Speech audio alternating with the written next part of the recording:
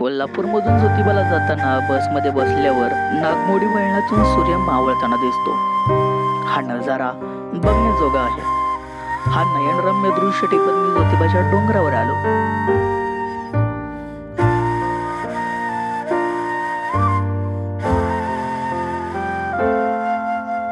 तर मित्रांनो, खूप सनसेटचा नजारा इथं बघतो, खूप भारी वाटतंय। अप्रतिम दृश्य पाहत मी ज्योतिबाला चाललो। तर सूर्य आता मावळतीला आलेला आहे आणि तो आता काही काळामध्येच या डोंगराआड जाईल आणि नयनरम्य दृश्य इथं पाहायला भेटते मला।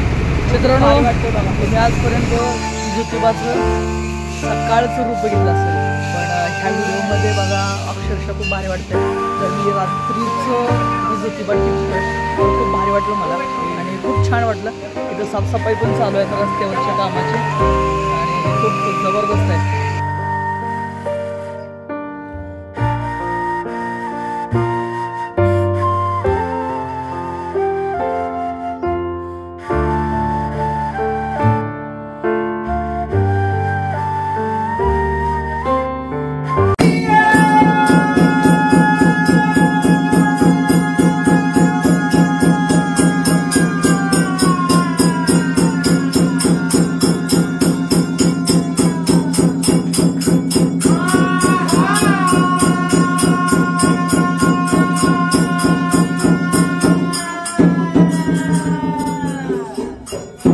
तर नमस्कार मित्रांनो, रात्रीच्या 7 वाजून 48 मिनिटं झालेत आणि इथं दर्शन घेतलं आम्ही आता।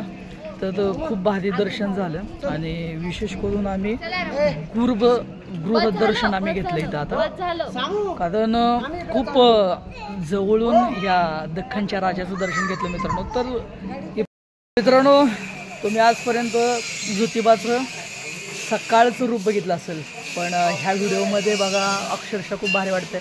तर मी रात्रीचं ही ज्योतिबा टिपतोय, तर खूप भारी वाटलं मला आणि खूप छान वाटलं।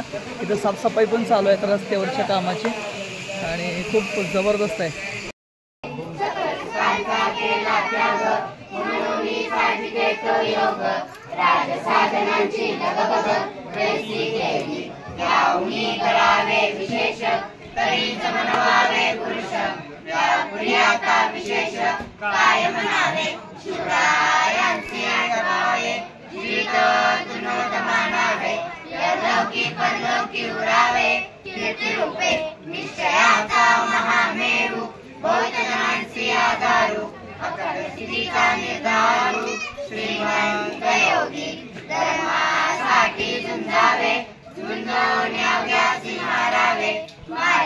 आणि सकाळ सकाळचा ज्योतिबाचा सूर्योदय, तर खूप सुंदर सकाळ झालेली आहे। सकाळच्या 6:30 वाजलेत आणि आता आम्ही पुन्हा एकदा दर्शनाला जाणार आहोत। बघा सूर्य नजारा कसला दिसतोय, दर्शन म्हणजे सूर्यानं डोकं काढलेलं आहे आणि हळूहळू तो आता उगवतोय। तर खूप सुंदर नजारा, ह्याच्यापेक्षा अजून काय पाहिजे लाईफमध्ये।